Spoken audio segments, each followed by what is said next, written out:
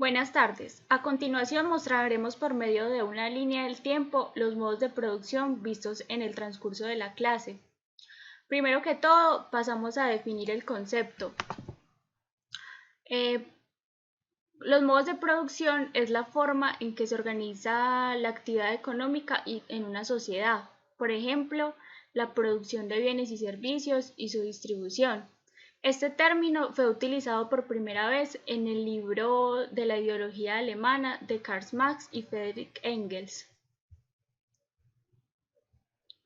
Karl Marx, de 1818 a 1883, para el misterio de cómo y por qué existe un determinado orden social y sus cambios debe buscarse en el modo específico de producción que domina esta sociedad.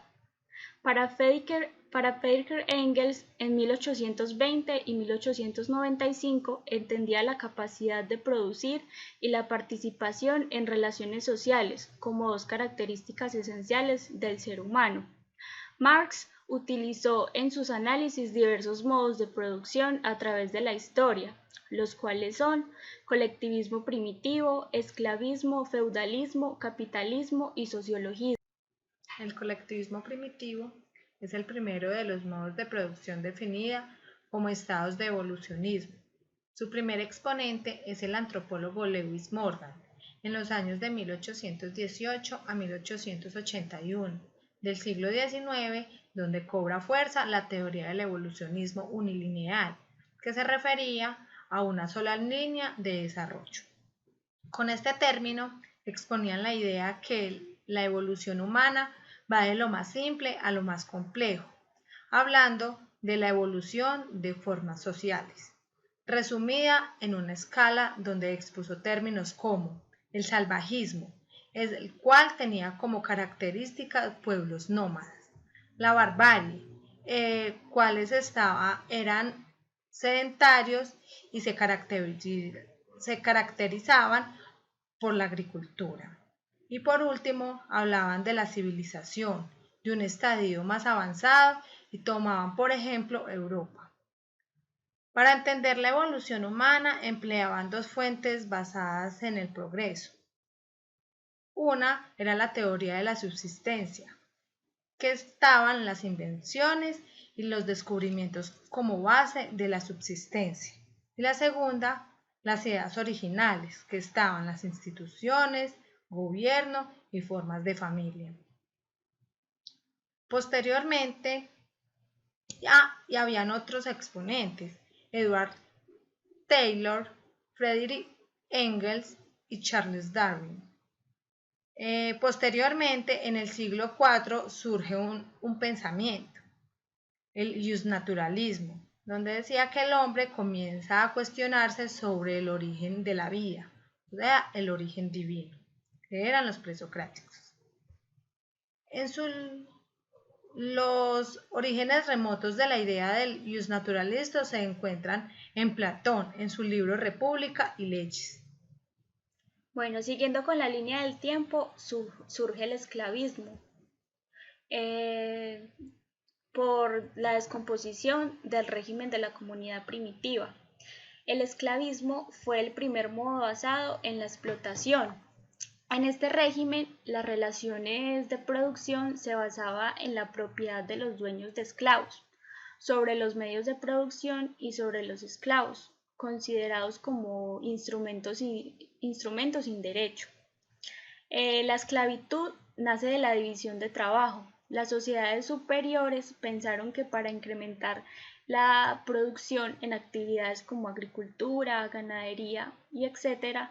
necesitarían de una fuerza extra. Es así como las sociedades empezaban a construir la figura de esclavos, utilizando prisioneros de guerra, luego desarrollando un comercio de esclavos. Muchas culturas se desarrollaron gracias a la producción esclavista, como eran los egipcios, los griegos y los romanos. En resumen, aparece y se desarrolla la propiedad privada de los medios de producción. Se distinguen dos clases sociales, que eran los esclavistas, dueños de los medios de producción, y los esclavos, que eran los subordinados. que en este eran en los que basaba la producción, lo cual ayudó a que los esclavistas se dedicaran a otras actividades, como era la matemática, la filosofía y la experimentación. Bueno, posteriormente surge una figura que es el feudalismo, aproximadamente en los siglos XIII y XV. El método esclavista se fue en decadencia cuando la división del Imperio Romano era inminente. Pasó del método esclavista al método feudal, donde la riqueza no era la tenencia de esclavos, sino la propiedad sobre la tierra. En este mismo periodo ocurrió la Carta Magna, proclamada en Inglaterra medieval, redactada el 15 de junio de 1215, estando en el trono el rey Juan sin Tierra. La Carta Magna planteaba respetar los fueros e inmunidades de la nobleza y a no disponer la muerte ni la prisión de los nobles, ni la confiscación de sus bienes mientras aquellos no fuesen juzgados por sus iguales. Esto hizo que restringiera la arbitrariedad del rey. Juan sin Tierra tuvo una pérdida de la Normandía por parte del rey. Impuso altos impuestos que le llevaron a la enemistad de los nobles. La prisión de los nobles y el enfrentamiento lo llevó a aceptar la petición de la Carta Magna. Posteriormente, gracias a la Carta Magna, surgió una figura, que fue el habeas corpus, el cual era el principio de legalidad, limita el poder del rey y permite que toda persona tenga el derecho a ser juzgado y ser inocente hasta que se le demuestre lo contrario. El acontecimiento de la Carta Magna surge en la época del feudalismo, el cual era una organización social y política en la cual el señor feudal era dueño de la tierra y todo lo que había sobre ella. El poder político estaban fragmentados en señoríos, los cuales eran segmentos de territorios en los cuales el señor feudal ejercía poder sobre los campesinos que trabajaban la tierra. El modo de producción, como les decía, era basado en la comunidad campesina. Estaba dividida en estamentos, vivían en diferentes condiciones dependiendo de los privilegios que poseían, que era el rey, el señor feudal, los oradores religiosos, ballesteros, que eran los guerreros, y los laboradores, que eran los campesinos. Había un orden interdependiente, los que iban a las guerras, los que oraban, los que trabajaban, y su función estaba establecida por Dios. Y de esta manera la nobleza guerrera y la religiosa legitimaba su poder ante los campesinos. El feudalismo sufre una decadencia. La burguesía hizo que la economía de los feudos perdiera poder. Las cruzadas guerreras, que eran guerras religiosas, debilitaban a Europa a nivel político, económico y social. Había un crecimiento demográfico, periodos de hambruna, etapa de las pestes, que fue básicamente en Francia. Posteriormente, en este mismo siglo, surgen dos teorías filosóficas, que era el empirismo y el racionalismo. El empirismo es una corriente filosófica que nace en Inglaterra. Se enfatiza en la experimentación y utiliza la percepción sensorial. En la construcción de ideas, dice que la experiencia es el origen del conocimiento. Su principal exponente fue John Locke. Consideraba que el conocimiento no era innato, sino que depende de nuestra experiencia cotidiana. Posteriormente surge el racionalismo, que era que se constituyó en Francia en el siglo XVII. Como su nombre lo indica, es el poder de la razón. Utiliza el método lógico matemático.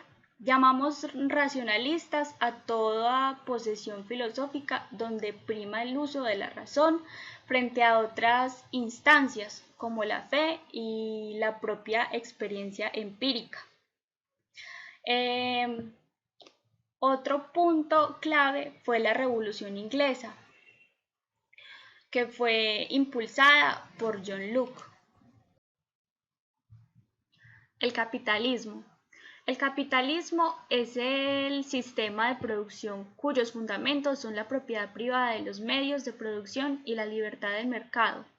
Este sustituyó al régimen feudal. Karl Marx lo definió como los estados de la evolución de la historia económica dividida en tres fases.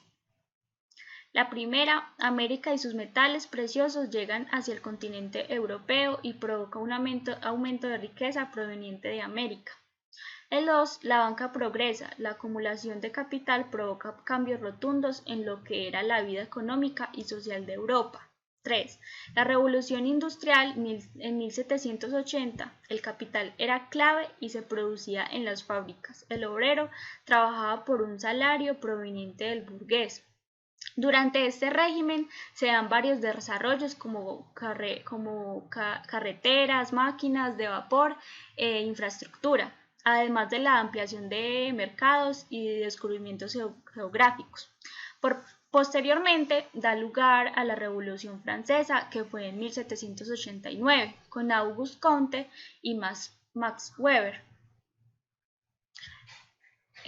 Luego surge en 1804 el Código Napoleónico, llamado también la Constitución Civil de los franceses. Fue un pionero en la legislación universal y por la claridad y sencillez de su texto y solidez se transforma en el modelo de las sucesivos códigos civiles de más de 24 naciones.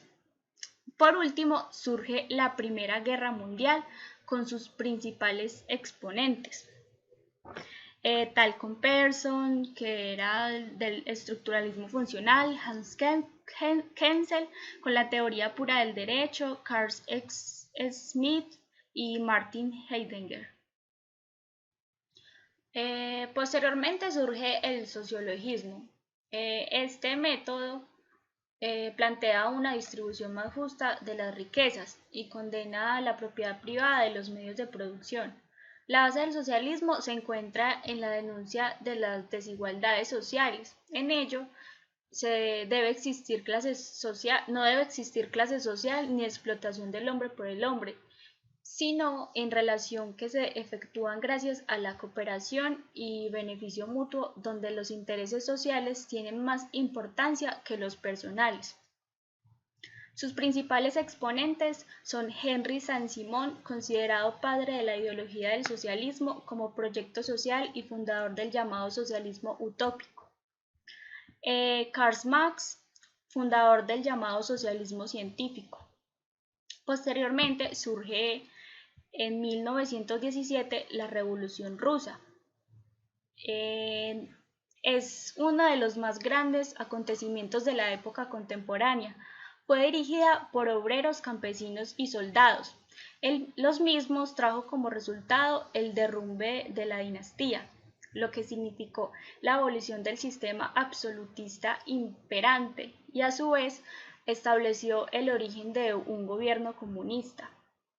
En 1918 surge una crisis económica que da lugar a la Segunda Guerra Mundial. Las causas de la Segunda Guerra Mundial hay que situarlas en los acontecimientos que se desarrollaron en el periodo de entreguerras, en 1918 y 1939.